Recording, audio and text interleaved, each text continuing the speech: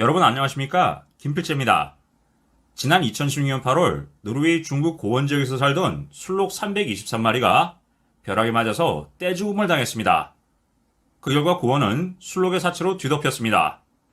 일반적으로 낙뢰는 직격으로 맞았을 경우 가장 위험하지만 전류가 땅을 통해 전달되는 경우가 발생합니다.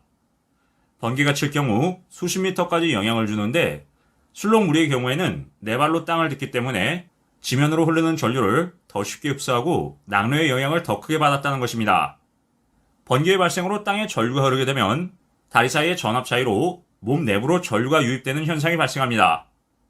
인간보다 다리 사이의 간격이 넓은 술록과 같은 네 발의 동물은 상대적으로 큰 보폭 전압이 발생하게 됩니다. 그 결과 낙뢰 사고의 위험에 노출될 가능성도 높아집니다. 실제로 국립공원과 노르웨이 환경청은 해당 사건을 조사한 뒤에 지면에 벼락이 떨어졌고 땅에 고전류가 흐르면서 주변 술록들이 함께 감전됐다고 추정했습니다. 노르웨이 국립공원 측은 술록의 사체를 그대로 두기로 결정했습니다. 이러한 결정을 두고 사람들 사이에서는 술록의 사체를 방치해둠으로써 설치류가 들끓고 생태계가 악화될 것이라고 비판했습니다. 그런데 결과는 사람들의 생각과 정반대로 나타났습니다. 영국 학술지 왕립학회에 게재된 남동 노르웨이 대학의 셰인 프랭크 박사의 연구 결과에 따르면 오히려 술록의 사체가 생태계에 도움을 준 것으로 나타났습니다. 프랭크 박사는 해당 고원에 방치됐던 술록의 사체는 까마귀와 독수리, 그리고 여우 등 사체를 먹고 사는 동물들의 먹이가 됐다고 밝혔습니다. 그리고 이들의 먹이 활동으로 인해서 설치류도 쉽게 접근하지 못했기 때문에 설치류의 급증이라는 우려는 사그러들었습니다. 이뿐만 아니라 식물도 번성하면서 새로운 식물군이 포착되기도 했습니다. 사체를 둘러싸고 검은 시로미 씨앗이 움튼 것입니다. 또 다른 연구진이 생물학 학술지에 지난 2019년 게재한 논문에 따르면 벼락에 죽은 술록의 사체가 부패하면서 곤충이 다수 발생했다고 합니다. 그리고 곤충은 작은 새들의 먹이가 됐습니다. 이와 함께 식물도 함께 번성했습니다. 일반적으로 동물의 사체가 발생하면 인간의 눈에 보이지 않는 곳으로 옮겨야 한다는 의견이 많습니다. 그렇지만 프랭크 박사는 모든 것은 연결되어 있고 순환한다고 말했습니다. 이와 함께 자연현상으로 생긴 사체를 미관을 위해 옮기는 것에 반대한다고 언급했습니다. 이러한 프랭크 박사의 연구는 미관을 해친다는 이유로 인간이 자연에 함부로 개입하면 안 된다는 교훈을 남겼습니다. 진화론적 사고관을 가지고 있는 대다수의 사람들은 자연 그대로의 모습이 비능률적이고 무가치하다고 보는 경향이 있습니다. 그래서 사람들은 굽은 강을 곧게 만들고 습지에서 물을 빼고 마른 땅에는 물을 넣습니다. 이와 함께 산림지대를 풀밭으로 만들고 바다를 땅으로 만들고 하는 등등의 대규모의 토목공사들을 벌입니다. 그러면서 인간 스스로의 위대함을 자랑해왔습니다. 그렇지만 시간이 지나고 보면 이러한 인간의 노력들이 많은 경우에 형편없는 실패에 지나지 않았음이 드러납니다. 원래 있던 자연의 모습이 우리가 알지 못했던 오묘한 섭리를 지니고 있었던 것입니다. 다음과 같은 예들이 이 사실을 증명하고 있습니다. 미국의 플로리다에는 굽이 차오르는 키시미 강이 있습니다. 그런데 이 강을 고든 수로로 만들고 나니까 강에 살던 많은 생물들이 사라져버렸습니다. 강은 굽이 차오르면서 물살이 빠른 곳과 느린 곳, 깊은 곳과 얕은 곳이 있어야 수초가 자랄 수 있습니다. 그리고 물을 정화시킬 수 있는 곳, 수중생물들이 알을 낳을 수 있는 곳, 새끼가 자랄 수 있는 곳 등이 있어서 다양한 생물들이 살 수 있었던 것입니다. 그래서 미국에서는 키시미 강을 원래의 모습대로 돌리고 있는데 직강할 때보다도 그 모습을 복원하는데 훨씬 더 많은 비용이 들고 있습니다. 아프리카 국가인 이디오피아의 경우에는 100년 전까지만 하더라도 그 땅의 절반이 산림지대였습니다. 그런데 그 산림을 아무짝에도 쓸모없다고 여겨서 목재도 팔고 목축도 하고 농사도 지어버렸습니다. 한마디로 말해서 꽉 먹고 알 먹겠다고 모두 없애버렸던 것입니다. 그래서 지금은 산림이 3% 정도밖에 안 남아 있습니다. 나무를 없애고 나자 이 땅에는 비가 내리지 않았고 온 땅이 가물어서 해마다 수많은 사람들이 굶어 죽는 참사가 벌어졌습니다. 육지에는 나무가 있어야 합니다. 그리고 나무에서 증산된 수증기가 비가 되어서 내리고 내린 비는 나무가 있어야만 땅에 저장이 되어서 생태계가 유지됩니다. 그동안 우리나라의 서해안에서 벌어졌던 간척 사업도 마찬가지입니다. 밀물 때 잠기고 썰물 때 드러나는 간석지는 해일을 막아주고 물을 정화시켜주고 영양이 풍부한 퇴적물로 인해 수많은 조간대 생물들을 부양하기 때문에 해양 생태계를 지탱하는 기본이 되어 왔습니다. 실제로 서해바다 물고기의 90% 정도가 갯벌과 연관되어 있습니다. 그런데 갯벌이 사라지면서 해일의 빈도가 커졌고 수많은 수산물을 값비싼 수입에 의존하게 됐습니다.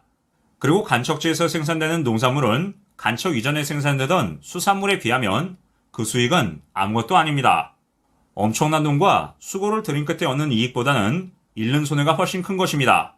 가만히 따져보면 하나님께서는 강이 필요한 곳에 강을 만드셨고, 바다가 필요한 곳에 바다를, 간석지가 필요한 곳에 간석지를, 땅이 필요한 곳에 땅을, 살림이 필요한 곳에 살림을, 풀밭이 필요한 곳에 풀밭을, 저수지가 필요한 곳에 저수지를 이미 모두 주셨던 것입니다. 1920년대 세르비아 출신의 천문학자 밀란 코비치는 지구가 태양에서 받는 복사에너지의 변동으로 지구에 주기적으로 빙하기가 나타난다는 사실을 밝혔습니다. 지구의 자전각도가 21.5에서 24.5도까지 기울었다가 다시금 반대로 기울어지고 지구가 회전하면서 흔들리는 세차 운동이 일어나기 때문입니다. 이와 함께 지구 내부의 운동에 따른 화산 활동의 증가는 대기 중에 연기의 농도를 높이고 태양의 복사에너지를 감소시켜 기온을 하락시켰습니다.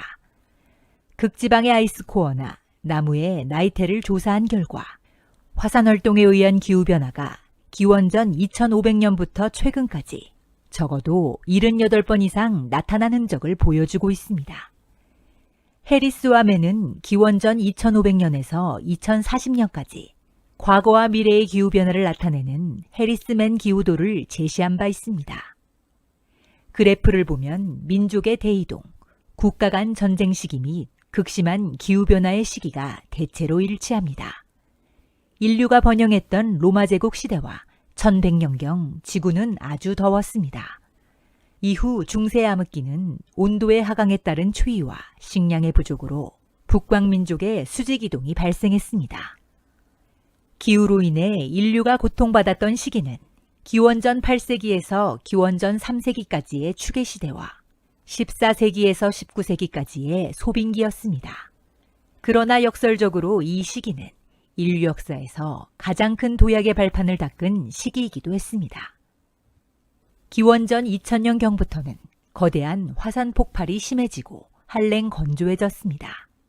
식량이 부족해지자 문명화된 세상이 오히려 정치, 경제, 사회적 갈등을 증폭시켰습니다.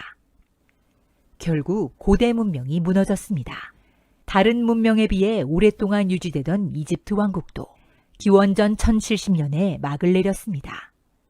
중국에서는 태평성세였던 요순시대가 끝나고 하나라, 은나라, 주나라가 차례로 등장했습니다. 한편 중앙아시아에서 유목을 하던 아리안족은 인도를 침입했습니다. 이들은 기존 인더스 문명을 일으켰던 민족을 몰아내고 인도의 주인이 되었습니다. 아리스토텔레스는 저서 기상학에서 앞서 좋은 기후를 향유하던 장소들이 퇴락하고 말라갔다. 이러한 일이 그리스의 미케네에서 벌어졌다. 미케네는 산출이 적은 완전히 마른 땅이 되었고라고 언급했습니다. 그리스에서 미노스 문명에 이어 미케네 문명이 발생했지만 기원전 13세기에서 12세기 사이에 붕괴한 것입니다. 지중해 동쪽 지역에서는 바다 쪽에서 정체불명의 민족이 기존 왕국을 지속해서 침공했습니다. 철기 문명을 일으켰던 소아시아의 히타이트 왕국도 오래가지 못하고 기원전 1160년에 멸망했습니다. 히타이트 왕국이 쇠락하자 철기가 사방으로 퍼져나갔습니다. 철기는 청동기보다 더 단단하고 대량으로 만들 수 있어 일반인도 사용하게 됐습니다. 이로 인해 토지개간이 좀 더 쉬워졌고 줄어드는 곡물 수확량에 어느 정도 대처할 수 있었습니다.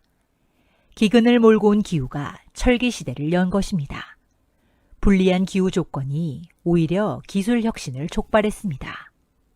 농경사회가 형성된 기원전 5000년경은 간빙기로 식생 분포에 영향을 미치는 모든 관련 인자들이 대체로 안정화되었습니다.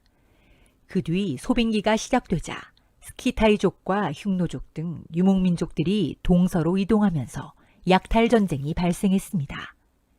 기원전 8세기부터 기원전 3세기까지 그 전보다 혹독한 재해성 기후로 인해 농업 생산량이 크게 떨어졌습니다.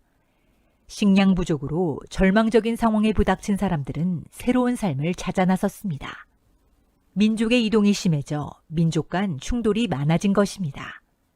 철기 무기는 대규모 무장을 가능하게 했고 말이 끄는 전차로 인해 전쟁이 참혹해졌습니다. 당시 민족의 이동은 정치, 경제, 사회뿐만 아니라 정신세계에도 영향을 끼쳤습니다. 민족들이 뒤섞이는 상황에서 서로 다른 생각을 하는 사람들이 만나게 되고 이로부터 새로운 사상이 싹틀 환경이 조성됐습니다. 이때 생겨난 종교와 철학은 당시 배고픔, 사회불안과 전쟁으로 고통받는 사람들에게 지지를 받았습니다. 다시 말해 추계시대가 도래한 것입니다. 이 용어를 처음 사용한 사람은 독일의 철학자 카를 야스퍼스였습니다. 그는 동서양을 막론하고 인류의 모든 정신적인 기원이 추계시대에 생겨났다고 했습니다. 종교적 사고와 의식은 선사시대부터 인류의 정신을 지배해왔지만 체계적으로 사상과 의식, 경전 등을 갖춘 근대 종교가 탄생한 것은 이 무렵이었습니다. 추위와 기근이 심했던 기원전 6세기에서 5세기의 경우 석가모니, 공자, 소크라테스 등이 연달아 나타났습니다. 자연을 가만히 들여다보면 모든 것이 모두 뚜렷한 목적이 있습니다. 그리고 질서가 있고 상호 의존적으로 존재합니다. 우리가 해야 할 일은 그것을 억지로 뒤바꾸고 흐트러 놓는 것이 아닙니다. 오히려 그 기능을 잘 발휘할 수 있도록 북돋워 주는 데 있어야 합니다. 마지막으로 자연이 그 원래의 기능을 전혀 발휘할 수 없을 정도로 큰 변형을 가해서는 어리석은 결과밖에 얻는 것이었습니다.